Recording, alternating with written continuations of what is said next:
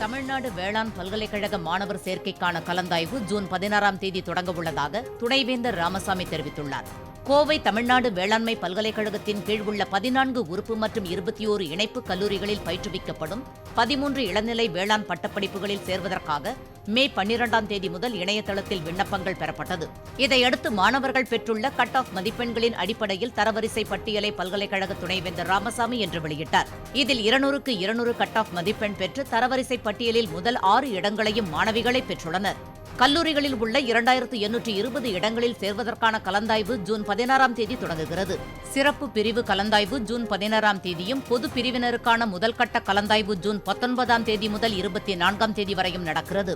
ஜூலை 24ஆம் தேதி கல்லூரி துவங்க உள்ளது.